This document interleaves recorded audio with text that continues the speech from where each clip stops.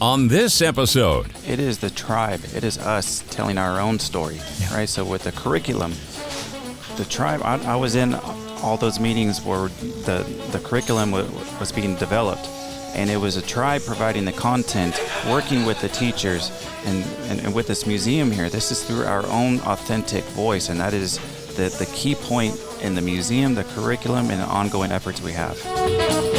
From the coveted corner booth in a little bar in the center of the Coachella Valley Universe, welcome to another big conversation with Patrick Evans and Randy Florence. Gentlemen, welcome to another edition of Big Conversations Little Bar, recorded live at Skip Paige's Little Bar in Palm Desert, California, as we like to call it, the center of the Coachella Valley Universe. My name is Patrick Evans, and I'm joined by my weekly co-host, not my week co-host, my weekly co-host. But even weekly almost sounds like it's not a permanent kind of thing. Well, it makes it sound like you don't get to the gym very often. Randy Florence is here, as he is every week, and we're delighted. And I'm going to be here every week. I know you are. Of course you are. Absolutely. Whether you're just watching, like enjoying a cheeseburger here at Little Bar. Yeah, I'll be here.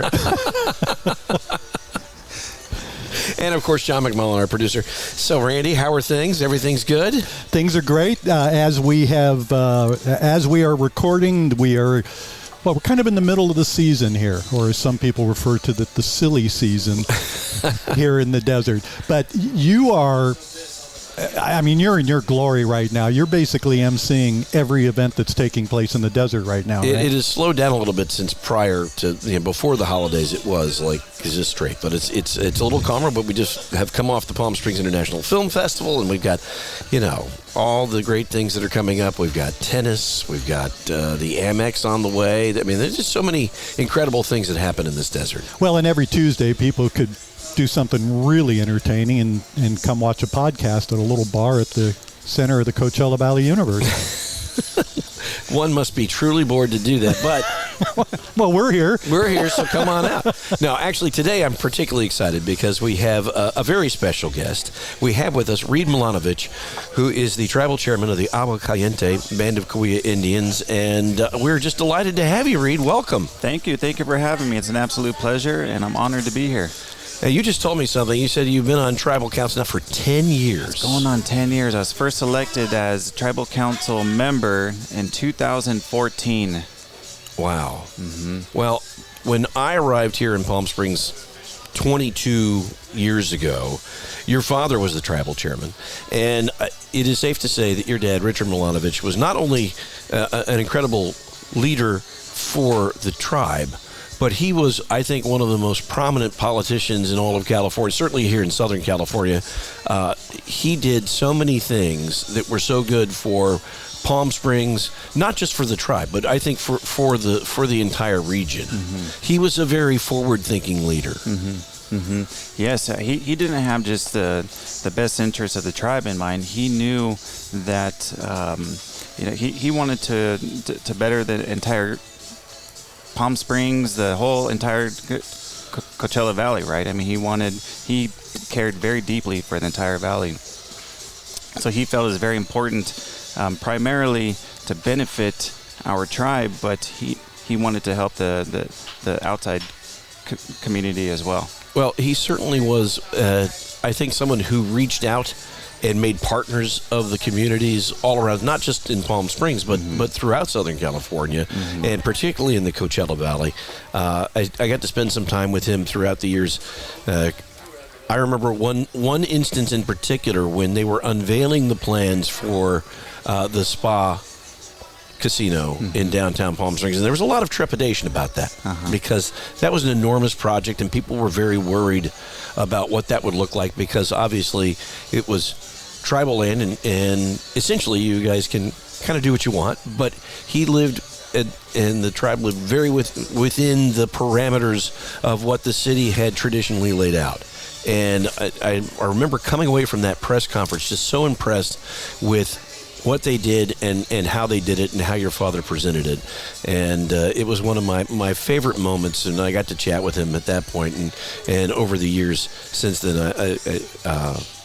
I have lots of very fond memories of Dad, and I was delighted when you were elected to tribal council. It's just, I think, the Milanovich family has such a great history here, and you continue that tradition. I appreciate that. Thank you very much. And, Dad always had a line when we were building some of these different projects, and it was, we live here too. Right? We live here too, so we want what's best for the entire, not just the tribe, but also the valley, right? So I know there was a couple concerns when some of these casinos were first being built, but again, we live here too, right? And this tribe, I believe, and it may still be the case, I don't know, you can tell me, it was the first tribe to get a license to have 3 operating casinos in the state of California.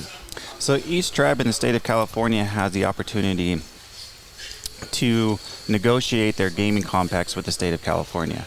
And depending on what those compacts are between the tribe and state, that is between that tribe and the state. So in our compact, we have the ability, yes, to operate 3 gaming facilities. And I think that, again, is a testament to your father and his ability to negotiate. He was a good negotiator. Yes. I think some of the physical legacy that your dad has in the valley is pretty obvious. But in your mind, what is his legacy here? To me, he was just dad. Just dad. That's awesome. Just dad. I mean, he was elected to chair in 1984. I was born in 1983. So since, I was maybe 5 or 6 months old but when he was elected chair. So my entire life, I only knew him. He was always the chair. But to me, he was just dad, right? I have this funny story. When I was young, I was at my friend's house, and I remember his dad was always coming home. His dad would be home a lot, and my dad, being the chair, he was on the road a lot. And so I asked my friend, so what's your dad always doing home? Because I thought all dads are on the road traveling all the time. I just thought that's what dads did.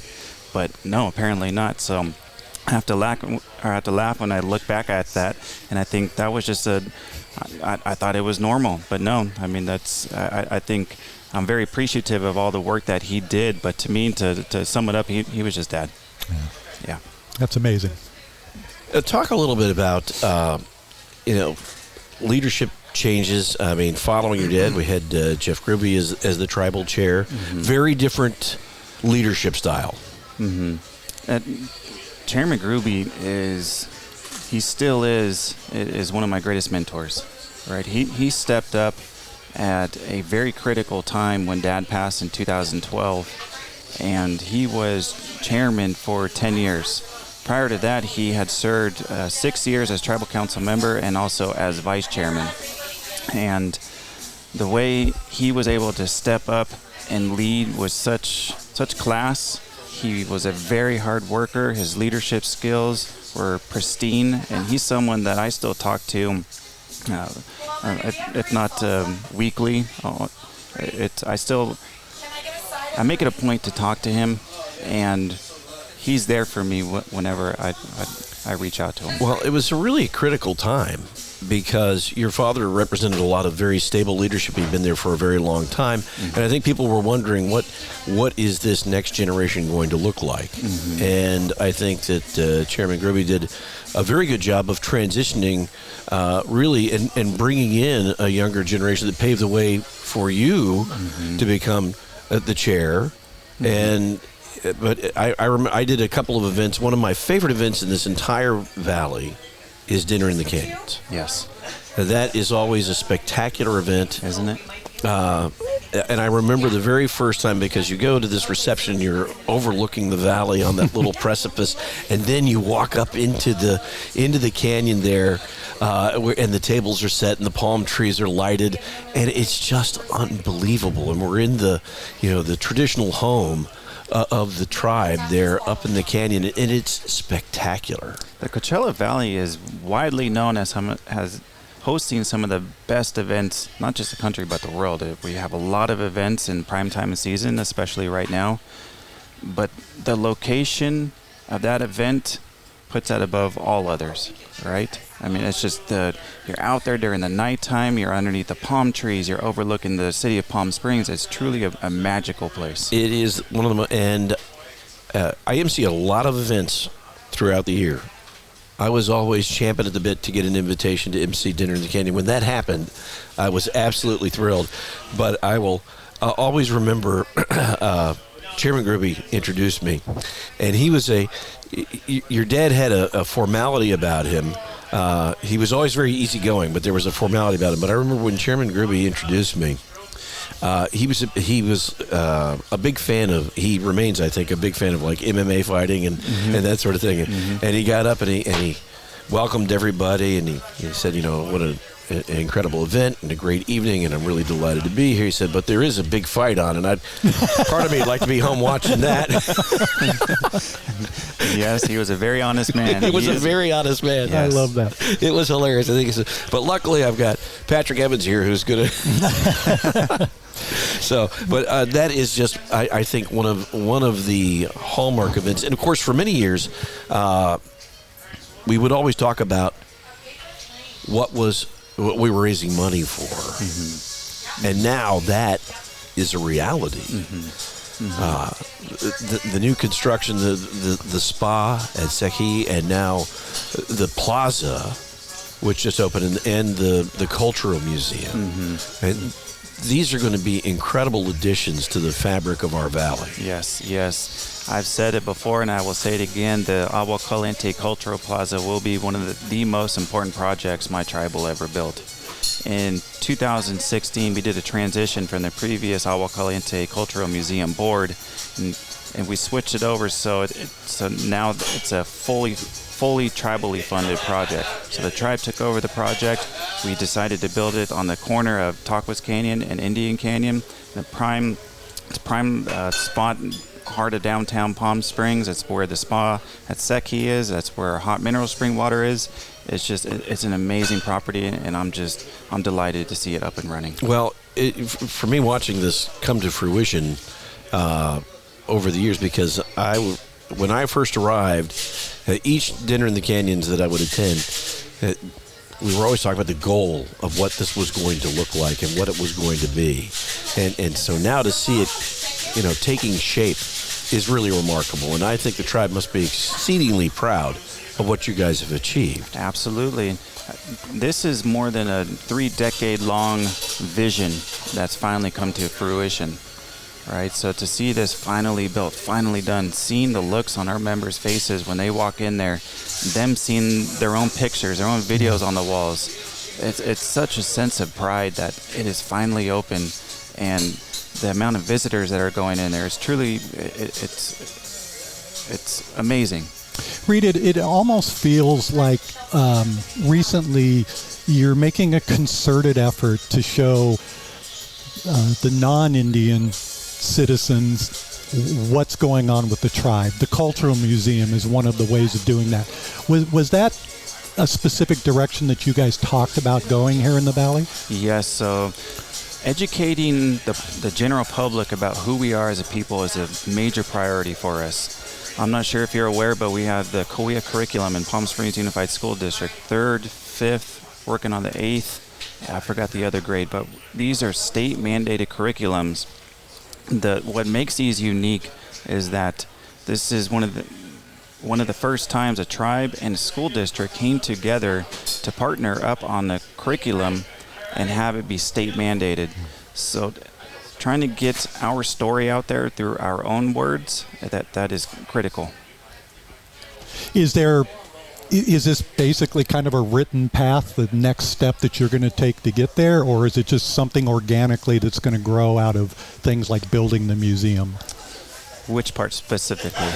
In educating the rest of the citizenship of the Valley about the tribe. Mm-hmm.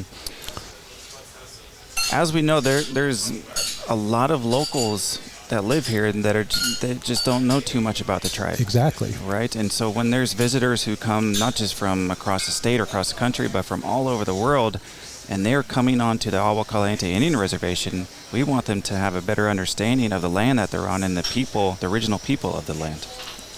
Well, you cannot separate Palm Springs from the Agua Caliente. Mm-hmm. But as you point out, a lot of people who come here, a lot of snowbirds, a lot of folks who come from all across the country have no idea about the history of this valley and how it is, so integral, our history and the tribe's history. Mm-hmm. So it's really important to have that education going on for the locals. But I think the outreach also has to, and that's what the plaza is all about, and the museum is all about, is making sure that our visitors and those who travel from all over the world to come. This is a world-class resort destination, but it's important for them to understand the history of the tribe here as well. Absolutely, and the key with all of this is it is the tribe. It is us telling our own story, right? So with the curriculum, the tribe. I was in all those meetings where the curriculum was being developed. And it was a tribe providing the content, working with the teachers, and with this museum here. This is through our own authentic voice, and that is the key point in the museum, the curriculum, and the ongoing efforts we have. I had the opportunity recently to take a look at your dissertation that you wrote when you secured your doctorate. Oh, that's my much wiser older brother, Sean. Sean wrote that. Tell me, one of the things that came out of that dissertation was a story that I had never heard of, and I'm wondering if you can help us tell us a little bit about the Temecula Treaty and how that kind of formed where we are today.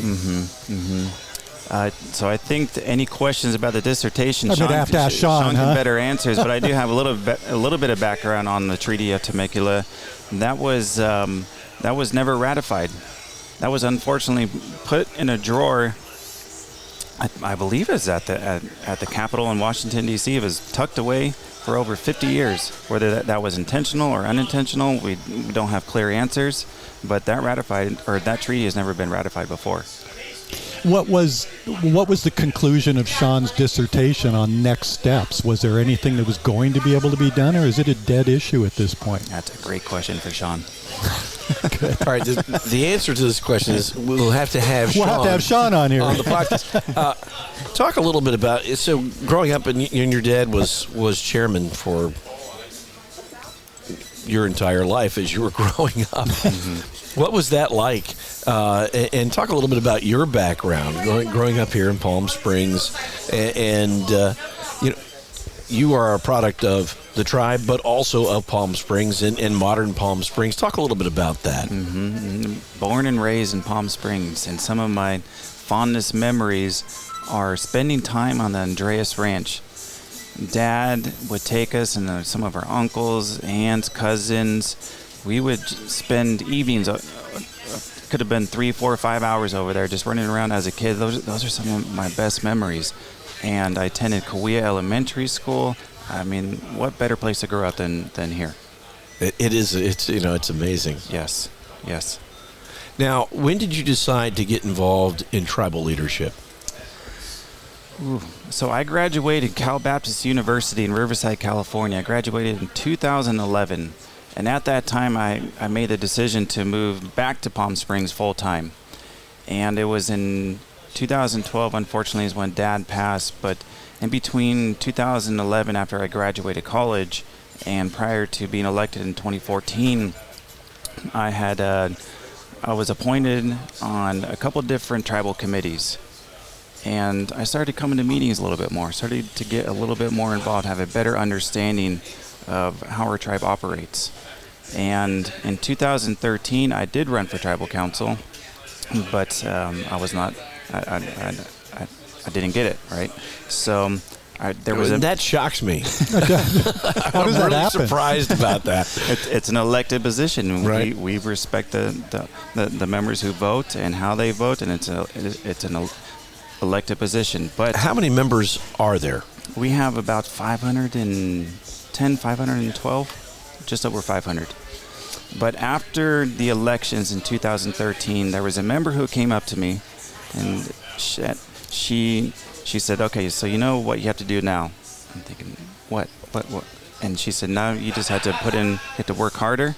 I want you to consider running for tribal council proxy," which I eventually did. So I was a tribal council proxy in 2013. And I got to focus even more, attended more meetings, and in 2014 is when I was elected. Now, when you were a student, tell me a little bit about your studies. What did you study? What did you major in? So I originally had a major in business, And during the first semester at CBU, I had taken a political science class as just something to fill in the credits I needed, and I fell in love with it. I fell in love with poli-sci, and I think it was just the next semester that I actually switched my major into political science. And I attended CBU for about 3.5 years. The last year was incredibly tough. I think I was taking 21 units at the time. Oh, my gosh. Yes, I had zero life other than school. But you know what? I did it, and my sister Trista and I actually graduated on the same day, which was amazing. Wow. Yes. Well, that's great. And she's delightful. I always like spending time with Trista. She's great. Now, when you were growing up, were you always surrounded by tribal members? Or what was growing up in Palm Springs like for you? So Dad being chairman, he would attend a lot of tribal events. And he made it a point to include all of us kids, his family, to be there, to participate, to be around other tribal members. Keep in mind, a lot of the tribal members are my cousins, so it's just family, right? So growing up, this is just a family gathering. But, it was also tribal events, and so just being around other tribal members, it really was amazing. As you were growing up, were you hearing stories of the shamans and shapeshifters and things like that? We weren't taught too much about that. Now, back in the late 1950s, our last round ceremonial house was burned down. That was a very difficult decision for the tribal leadership at the time, because it was a nod to new culture coming in, new society coming in, and this was a sign of assimilation into new cultures coming into our reservation land. So a lot of our culture, unfortunately, at that time was not to be practiced anymore. We lost a lot during that time. I know it was a very difficult decision. These past 20, 30 years or so, the tribe has put a point on bringing back major parts of our culture, right? So we have a lot of classes and outings to really keep that culture thriving, right? In the 50s, you went through a pretty major change in who was running the tribe, right? It was a patriarchal situation until then, and then women took over. It's no secret the women are the real power in Agua Caliente. And we had the first all-women tribal council in the country. And Grandma Laverne, she was a secretary-treasurer at the time. And their efforts, their sacrifices, what they did, we really owe so much of the tribe's success to what those 5 women did. I mean, it's just, it inspires me when I think about the challenges that they had to face, being 5 women, right? In the 1950s doing what they did. It's mind-blowing. And really why were they able to get things done that their predecessors weren't? Determination. Yeah. They were very determined. They were fighting. You don't mess with mothers, do you? And they were fighting for what was right. Yeah. Right. And they knew certain things had to be done, and they had a one-track mind, and this is what's going to get done, and they did it. And do you feel that that's been kind of the way things have gone since then, that they followed that path that was established by those 5 women? Yes, and I think Agua Caliente has no shortage of leaders, right? As we've had very consistent leadership throughout decades and decades and decades, and so much of it is really owed to what those 5 women did. When those 5 women took over, what was the biggest pivot? What was the move that they made that kind of set you on the course to get us to where we are today? At the time, I believe that their biggest, they have a wide array of achievements, but something that sticks out to me was they were able to change the maximum number of years on Indian leases from 5 years to 99 years. That was a major achievement. Yeah, you couldn't get a loan on a home with a lease like that. Correct. Right. Yeah, with a 5-year lease, and it was impossible. So for those 5 women to travel back to D.C. in the late 1950s and convince Congress to do something, it's just incredible, right? And so I think what that did, it really laid a foundation, a strong foundation for us to have a very bright future moving forward.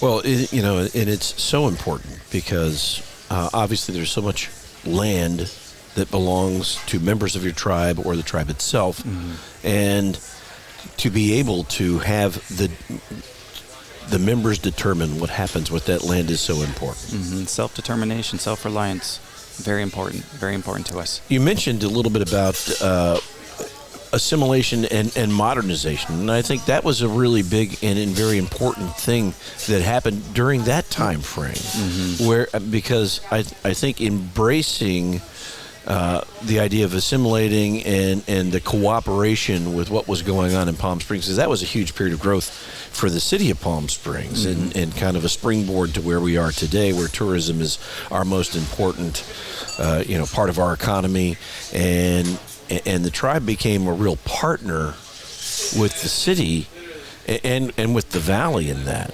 Yes. The tribe puts a lot of effort into building strong professional relationships, not just with the city of Palm Springs, but also Cathedral City, Rancho Mirage, Riverside County, and we believe that working together is the right thing to do. Absolutely. Well, you mentioned something, the tribal leadership, these fine women, they had to go to Washington, D.C. to get these changes made. The tribe as an entity is not only working with localities and local government, you have to work with the state government and with the federal government. You're tasked with these enormous conversations with entities that are not just here. It's not just talking to city council. Yes. We're very, very busy with our trips to Sacramento, our trips to Washington, D.C., and everywhere throughout the entire country.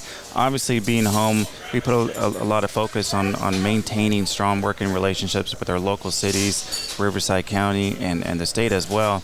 I mean, we have to constantly to just do the right thing and working with the cities and the state and federal government. It's a lot of work. It really is. And I'm not saying that there isn't challenges, because there is, but that's the whole point of working together, is to work through some of these challenges and try to come to agreement on certain issues.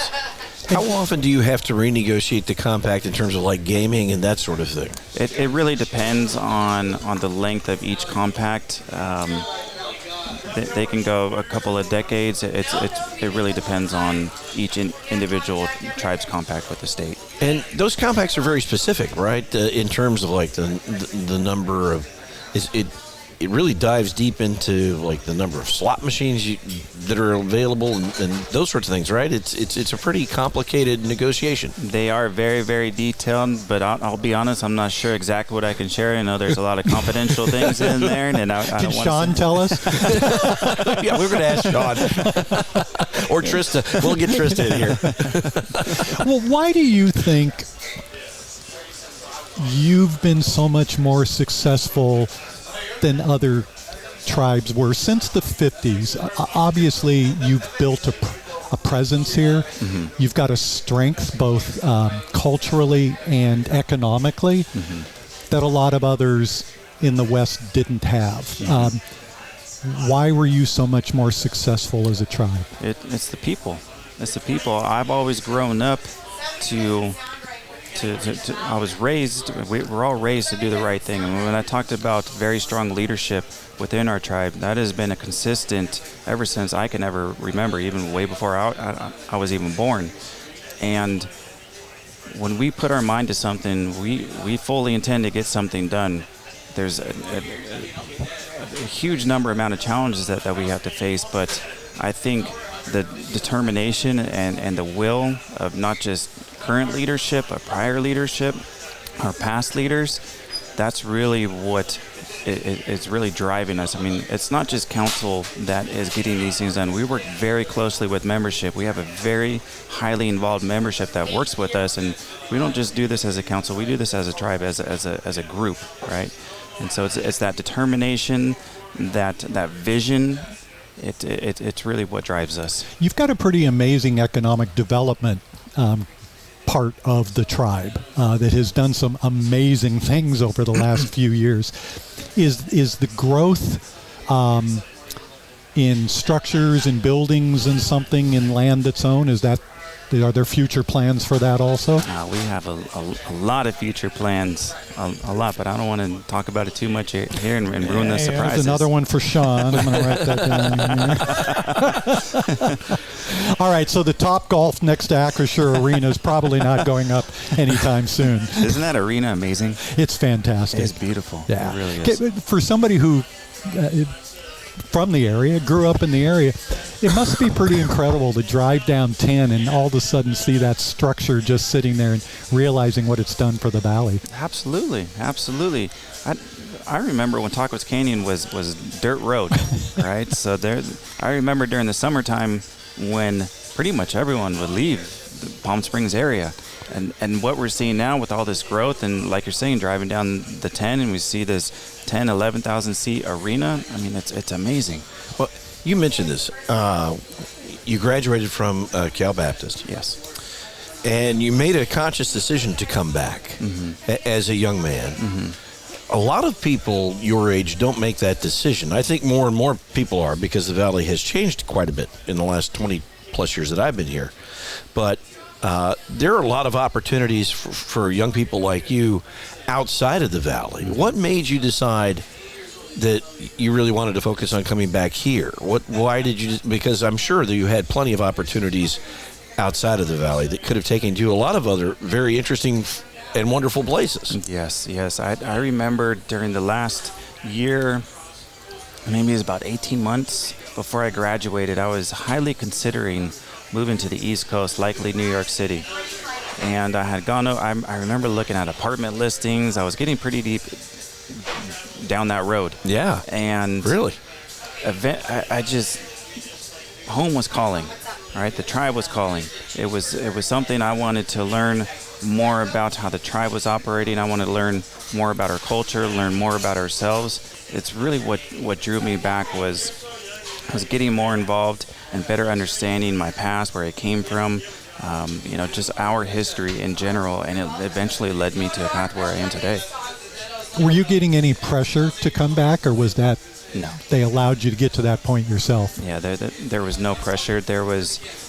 Our tribal members are very supportive of what we choose to do, whichever path that may be, and there was no pressure. There was, it was serving on different committees and eventually being elected to tribal council.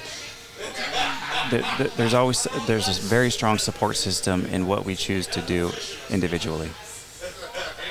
It's amazing. Yeah, really. I'm very grateful, very thankful for so many members who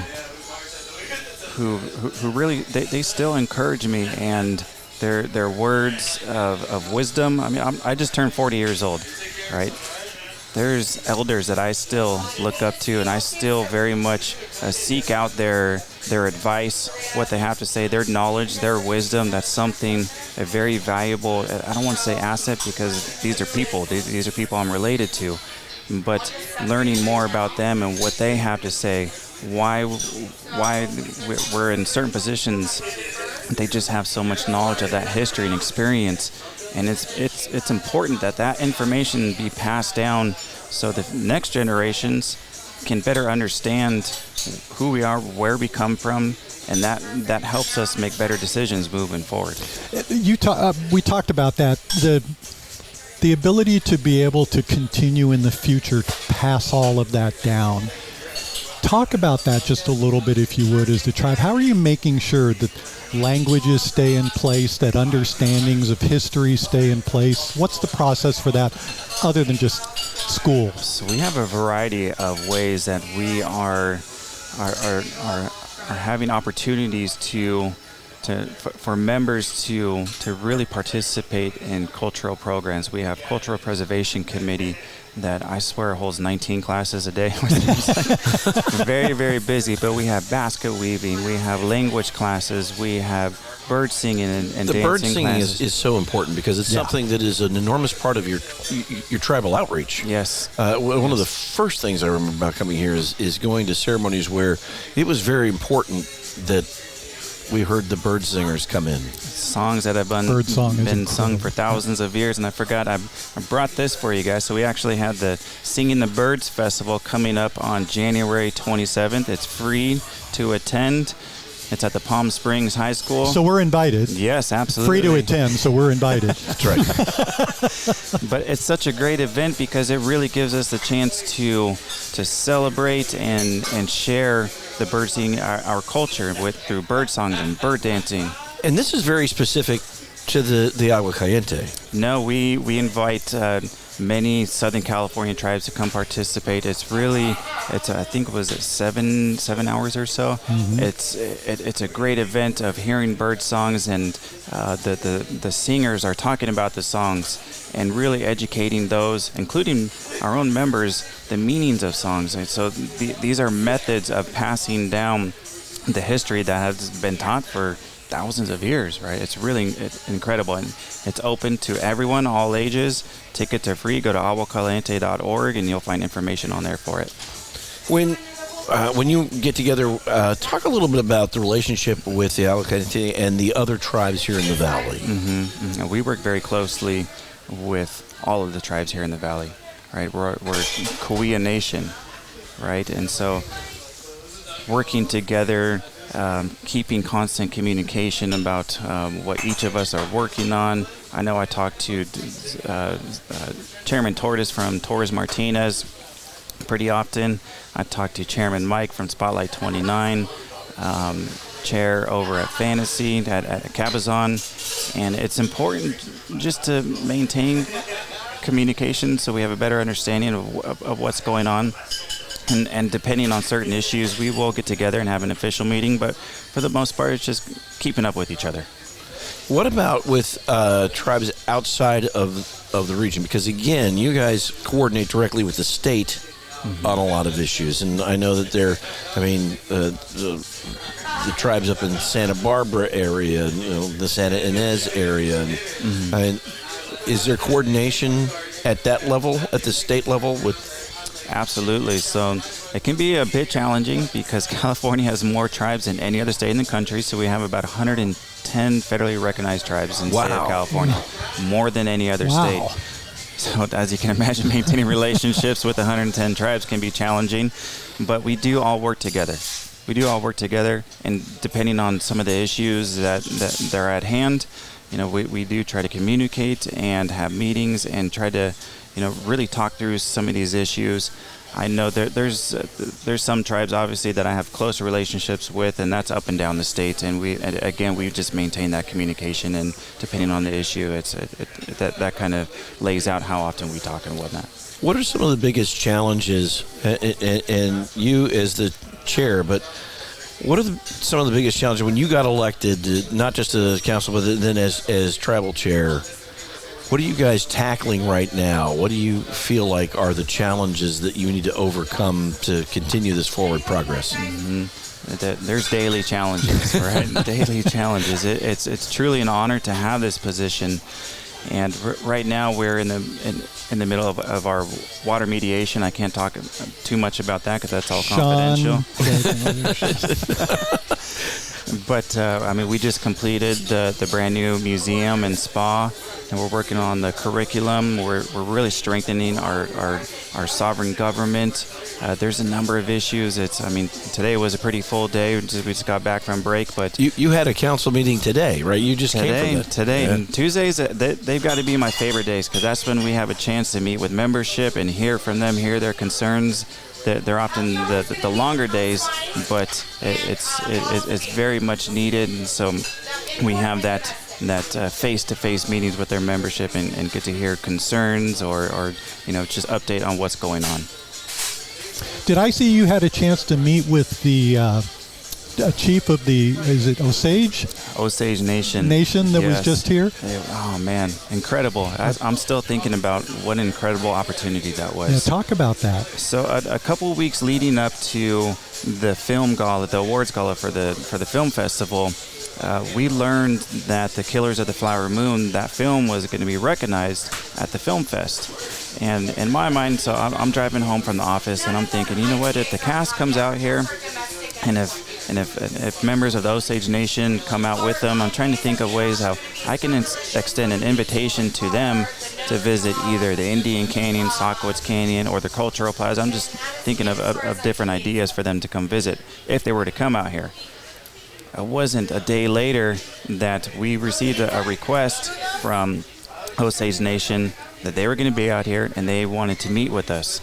And so within a couple of weeks, we were able to put together an event, a cultural exchange. It was the Friday morning after the awards gala. I think we're all pretty tired from such a great night before. It was about 9:30 a.m., but it was great. It really was. It was a nation-to-nation cultural exchange where we were getting to meet and better understand each other and learn from each other.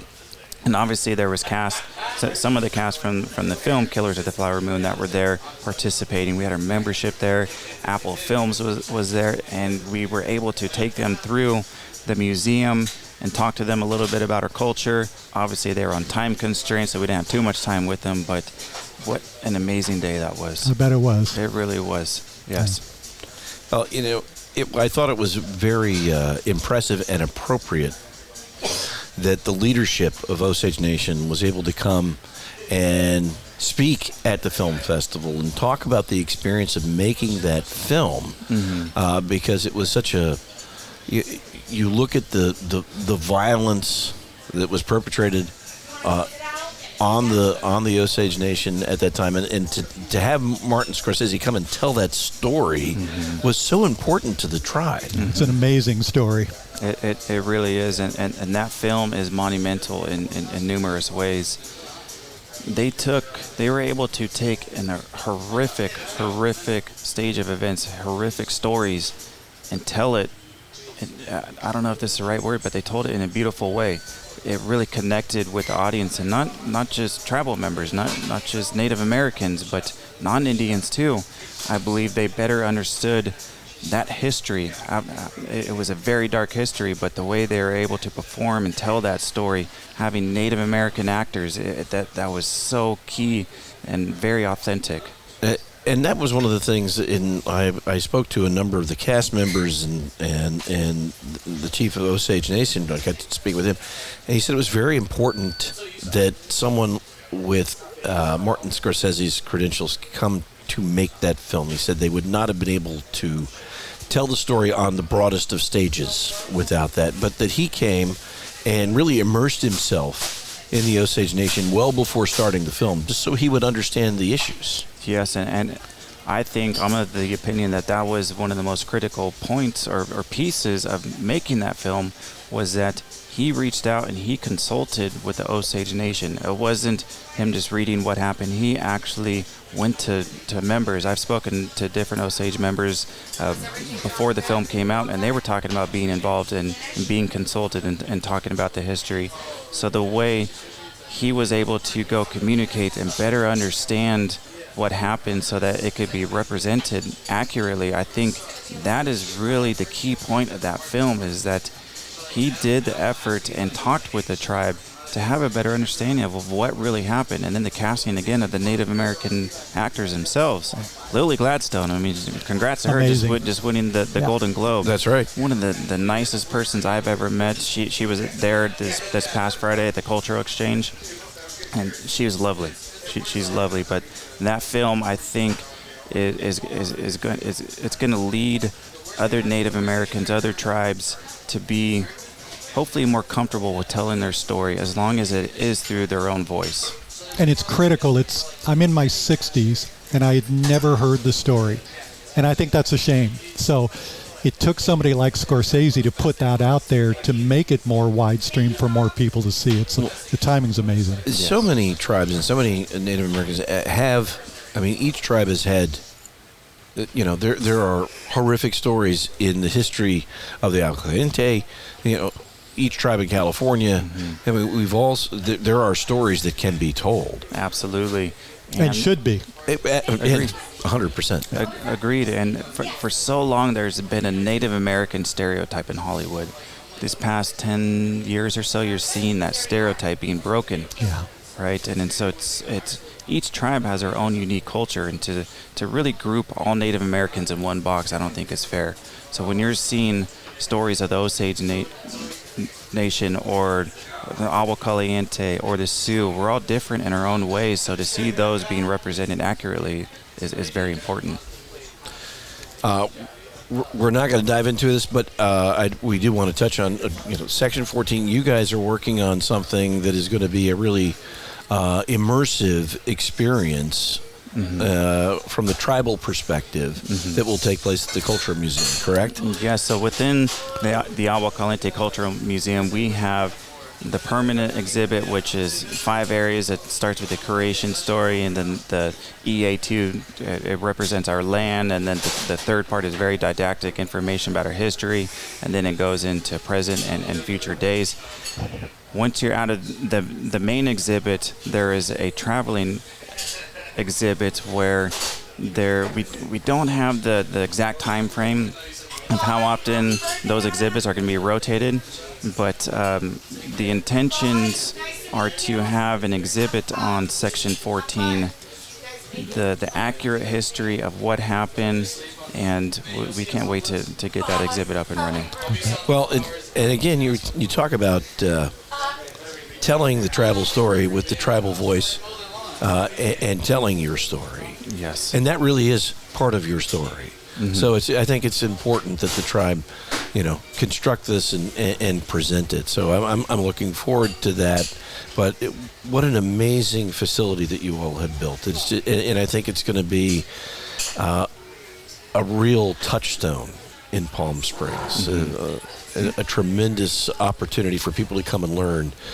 So yes, it's from what I understand, I don't know how true this is, but one of the largest Native American-owned museums on the entire West Coast, which I wasn't sure about. Because I know my good friend Chairman Kenny Kahn up at Chumash, I know that they're getting ready to open theirs, and we like to go back and forth and say, mine's bigger, no, yours is bigger, mine is. So we go back and forth, but they're supposed to have a beautiful facility as well.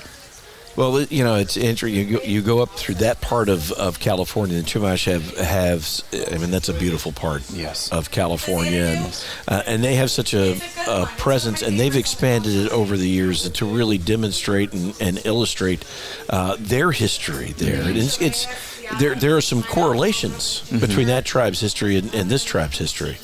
Yes, it's not unique to Agua Caliente. For us wanting to tell our own story. It's important to so many tribes to get their story, their history, their culture out there. For visitors who come visit, they want them to better understand the original people of the land that they're visiting. So you're seeing tribes like Chumash, or there's numerous tribes up north that are also working on cultural centers. And to see these things finally coming to life, coming to fruition, it really is inspiring for a lot of us. What is, as you look forward beyond the cultural center, what are some of the projects that the tribe is working on that you're really excited about? Hang on, I'm making a list for Sean. I can't give away all the big surprises here. No, I mean, we're always looking at ways to better our properties, right? Better serve the guests, give them better options, and obviously we have three gaming properties, and then we have the Agua Caliente Cultural Plaza downtown, and just finding new ways to update those and have a better product for guests when they come visit. We want them to have the best steak at the steakhouse. We want them to have the best time at 360 Sports, and we have 3 of those locations actually. And so it's just providing a better experience for those who come visit. I think that's really what we're focused on. Now, the facilities, the gaming facilities, have really they've improved. I think the quality of life in Palm Springs and Rancho Mirage and Cathedral City, because they're incredible properties to go and enjoy. But they've been instrumental in improving the livelihood and lives of your tribal members. So I said the word self-reliant, self-determination earlier. The main reason for these gaming facilities being built was that so tribes can be self-reliant, self-determined, right? And so through these facilities, we have been able to provide government services to our members, such as healthcare, education, housing. The list goes on, and those gaming facilities really do assist with that. It's so important, but it's also such a great,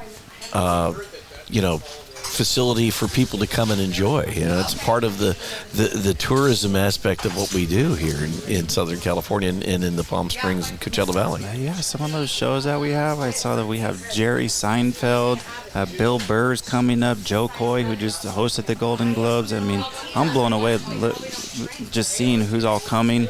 But, each property has is unique into itself. So the downtown Palm Springs property, a little bit smaller, more intimate, and very, very beautiful. That was built in 2003.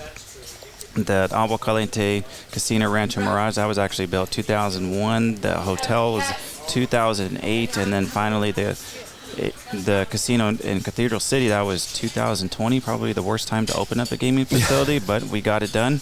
So all three properties are great. I mean, I enjoy going to all of them. Well, as a resident of Cathedral City, I was really excited about that. And there was a lot of speculation as to where that third casino, where would it go? Mm-hmm. But the fact that it was put into Cathedral City, which is, it's a great place to live. It's a great part of the community, but it's sandwiched between Palm Springs and Rancho Mirage. Yes. And probably a junior member of that club. Member. I'll just say, I'm resident. But I think that having the Agua Caliente Cathedral City is going to, it's the part of the rising tide that's going to lift all boats. And it's really important to the city of Cathedral City. Yes, and we chose that location. There was a number of different locations that we were looking at, and that was the right one to do. And I will say, when we were planning on building that and going through the building plans and designs, the further we would get into it, the nicer that place got. And, I mean, what a great product that has finally come out to be. It's, what is it? I think we have over 500 machines in there, over 8 tables, 360 sports, obviously. My favorite part has to be the outdoor area. The whole west side of the casino, it essentially opens up, so you have the indoor-outdoor space, and I love it out there. Well, I think the 360 sports facilities in all of they're my favorite spot. And we have a group of guys, and we always get together. It might be on a Tuesday or a Thursday, but we love to go and just watch sports. And you guys have built one of the finest, sports watching facilities in the valley at any one of the 3 casinos. Yeah, and I would love to take credit for that, but that was Sean. we just gave directions. So we want a couple sports bars where people can come enjoy their food and watch some good games. And our IT department and the vendors that we worked with, they built an amazing place. And have you had the chicken fingers or the fried chicken sandwich? Both, yes. Both, okay. So I'm a big fried chicken. The fried chicken sandwich here at Little Bar is excellent. The look in your eyes, you got really excited. I do get excited about fried chicken sandwich. My wife will tell you that's kind of my go-to. My fiance, she will ask me almost weekly, can we go to 360 tonight? She likes Cat City the best. For some reason, she says that our chicken fingers and fried chicken sandwich is the best in the valley, and she loves going there. It's not even to watch sports. She wants to go there for the food, which I'm always happy to go for, but she loves going there. Well, there was a lot of speculation that facility would be built out by the Indian Canyon Golf Course. Mm-hmm. People thought that was kind of a natural, the golf. And so I think there was a little bit of surprise when you guys located it right in downtown Cathedral City. Mm-hmm. Mm-hmm. And in my opinion, the area closer to the Indian Canyons, that's for conservation purposes, right? And so I don't know too many details about the planning of why that was even considered. I wasn't around at that time, right. But through the years, obviously, as the city has grown, Cathedral City has grown, that just ended up being the right location of where it's at today. Well, we also adore Indian Canyons, particularly the South Course. I think it's one of the finest golf courses. I just played there for the first time last week. Did you? You could feel those views, the history. Yeah, you could feel the previous people. When you there. guys redid that golf, I know that precedes you, but when that golf course was redone. Mm-hmm. It was redone beautifully. Mm-hmm. As a not great golfer, mm-hmm. One of the things I really appreciate about Indian Canyon South is if you're a good golfer, there's still plenty of challenge. If you're not a great golfer, it doesn't beat you up. Would you play with me there? No, I will never play golf with you. I told you that. You shoot in the 70s. I do too. I'm almost 70. I only shoot the 70s on the front nine. So, no, I'm never playing golf with you. Well, in full disclosure, my first marriage, which was not my favorite marriage, happened... a mulligan. It was a mulligan. In golf terms. It happened at Indian Canyons. So it was on that golf course. But regardless of that, I still have fond feelings for the golf course, not the ex-wife. That's a... Reid, family and friends have just got to be unbelievably proud of where you are right now with the legacy. Are you where you thought you would be? That's really hard to say. I am fortunate to have a very supportive fiance, a great mom, a great sister, great siblings, great cousins, aunts, uncles. They're always here for me. To say that I knew 10 years ago I'd be where I'm at today, no. But I'm at where I'm supposed to be at right now. Seems like it. Yes. Well, you're doing an amazing job. I appreciate it. Thank you. It really is an honor, and again, some days can be very challenging. It's the work is very meaningful. Right? How many jobs can you say it's truly an honor to do this job, and the one you're holding is? Not many. Yeah. Not many. I think that the scope of the work and the benefits and the results, I mean, it's so impactful, and it's not just to myself, but to the tribe as a whole. You know, I take great pride in putting in a lot of efforts, a lot of thought into making the decisions I make, just because it does affect every single member, and I want to make the right decision. And some days that can be tough. I wrestle almost nightly trying to figure out, what am I going to do with this? And oftentimes, you know, I can sort that out either through a walk or a run. That's actually where I do most of my decision making, either walking through the canyons, or I love to run. I have a love-hate relationship with running. But that gives me the ability to really process a lot of things. And on those runs is when I'm thinking, okay, maybe it should be like this. Maybe it should be like that. Do you feel like there's others talking to you when you're on that run? Oh, absolutely. Yeah. Absolutely. So Dad has a bridge that was named after Dad. That's on Bellardo, right near Tahquitz Canyon. And that's on one of my, I like to run by there, and I run over that bridge. And every time, you know, hey, Dad, how you doing? Oh. But and I can feel it, and I think about him every time I run over that bridge, and I can hear him talking to me. And depending on where I'm at, I hear Grandma Laverne talking to me. I hear Aunt Virginia talking to me. I hear Ray Potencio talking to me. And just walking through the canyons, it's the same thing. It's a very spiritually powerful place, and a place for me to really get lost in my thoughts and really kind of sort everything out, and hopefully come to the best decision that I can do. Thanks for sharing that. Oh, we really appreciate your time. It's an honor to have you. I think the tribe is very lucky to have you in your leadership role.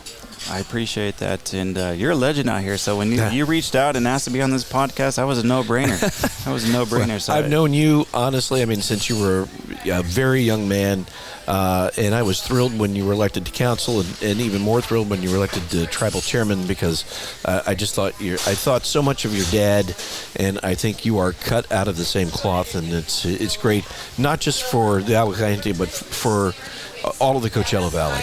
I appreciate that. I put a lot of hard work and time and effort into what I do, and so it really is a pleasure and honor to do what I am doing, and to be here sitting with you fine gentlemen.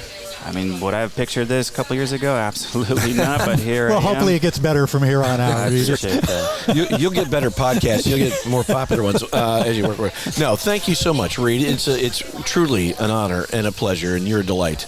Thank you, Patrick. And we good luck. Congratulations on your engagement, and please give my best to your mom and your sister. Great folks. Absolutely. Thank you. On behalf of Randy, Florence, this is pretty cool, wasn't it? This is amazing. Yeah. Sorry, I didn't mean to interrupt you. That's quite right. No, every once in a while you send a text and make a phone call, and someone says yes. I'm like, wow, really? They're going to do it? That's cool. Yeah. This is one of those. Thank you very much for joining us on this edition, I think a very important edition of Big Conversations Little Bar with Reid Milanovich of the Agua Caliente. And thank you all for listening. Thanks, John, for producing. Thanks, Randy, for being here every week and doing so much great research. which I refuse to do. We will see you next time on Big Conversations Little Bar. Thanks for joining us on this episode of Big Conversations Little Bar. Recorded on location at Skip Paige's Little Bar in Palm Desert, California, the center of the Coachella Valley Universe. This program is a production of the Mutual Broadcasting System. All episodes are available from BigConversationsLittleBar.com or from most major podcast portals, including Apple, Spotify, and Amazon Music.